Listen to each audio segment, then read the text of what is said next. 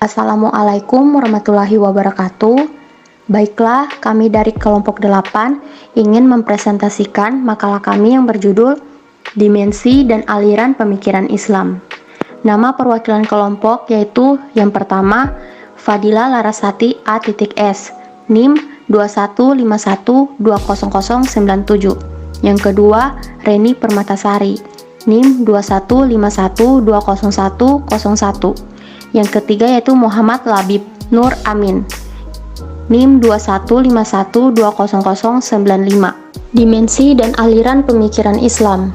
Sebagai umat Islam, kita harus mengetahui aliran-aliran dalam pemikiran Islam seperti aliran-aliran kalam, aliran fikih, aliran tasawuf. Pada kesempatan kali ini, kami membicarakan 3 bidang pemikiran tersebut. Dengan pendekatan kronologis yang terdapat dalam sejarah Islam, tiap-tiap aliran pasti memiliki pandangan tersendiri mengenai suatu hal. Satu hal yang harus kita tahu, walaupun pandangan mereka berbeda-beda, tapi mereka tetap menggunakan dasar Al-Quran dan Sunnah dan mempelajari aliran-aliran pemikiran Islam. Diharapkan kita mampu mengambil hikmah dan lebih mengerti akan keberadaan pandangan tiap aliran. Rumusan masalahnya yaitu yang pertama, bagaimana pengertian iman, Islam, dan ihsan.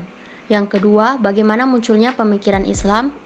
Ketiga, bagaimana aliran pemikiran Islam yang di dalamnya aliran teologi, fikih, dan tasawuf.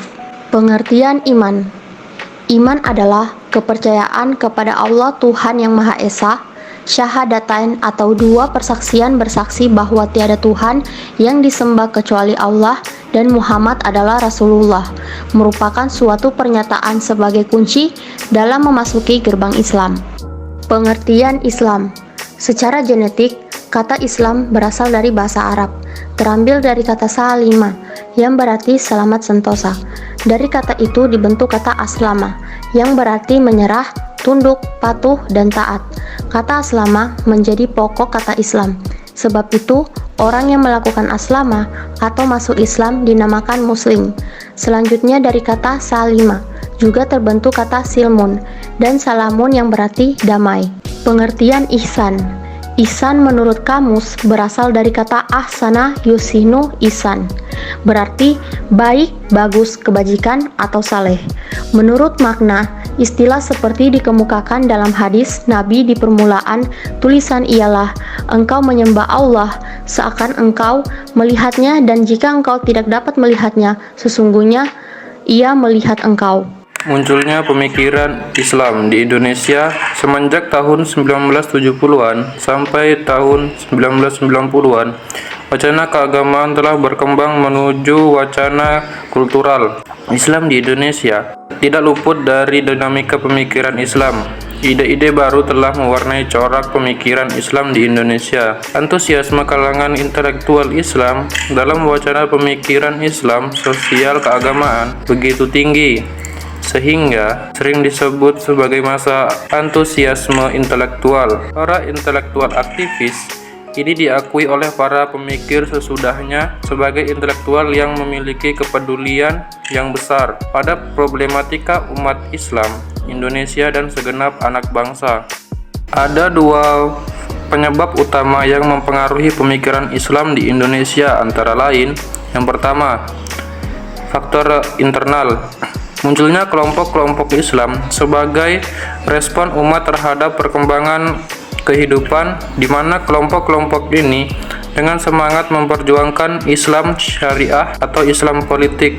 Yang kedua, faktor eksternal. Terjadinya perubahan global akibat perkembangan teknologi dan informasi. Akibatnya terjadi batas-batas dunia semakin tipis. Hampir seluruh kejadian yang terjadi di belahan dunia dapat dinikmati dalam jangka waktu yang tidak terlalu lama, bahkan secara langsung, seperti peristiwa pengaboman PTC, Perang Perak, Perang Mujahidin di Afghanistan, pengaboman Moro, dan sebagainya. Hal ini menyebabkan semakin berkembang wacana tentang demokrasi, pluralisme, hak asasi manusia, gender, globalisasi baik lewat lembaga-lembaga swadaya masyarakat maupun perguruan tinggi.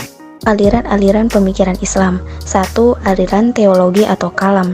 Menurut Ibnu Khaldun, sebagaimana dikutip Hanafi, ilmu kalam adalah ilmu yang berisi alasan-alasan yang mempertahankan kepercayaan-kepercayaan iman dengan menggunakan dalil-dalil pikiran dan berisi bertahan terhadap orang-orang yang menyeleweng dari kepercayaan-kepercayaan aliran golongan salaf dan ahli sunnah. Kedua, aliran mazhab fikih. Secara historis, hukum Islam telah menjadi dua aliran pada zaman sahabat Nabi Muhammad SAW. Dua aliran tersebut adalah Madrasat Al-Madinah dan Madrasat Al-Baghdad. Aliran Madinah terbentuk karena sebagian sahabat tinggal di Madinah, dan aliran Baghdad atau Kufa juga terbentuk karena sebagian sahabat tinggal di Baghdad. Dan terakhir, aliran tasawuf.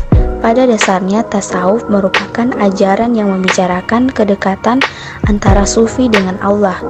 Dalam Al-Quran, terdapat beberapa ayat yang menunjukkan kedekatan manusia dengan Allah. Antara lain, bahwa Allah itu dekat dengan manusia. Quran Surah Al-Baqarah ayat 186. Dan Allah lebih dekat kepada manusia dibanding urat nadi itu sendiri. Quran Surah Al-Kahf. Sekian dari kami kelompok 8. Apabila ada kekurangan mohon dimaafkan.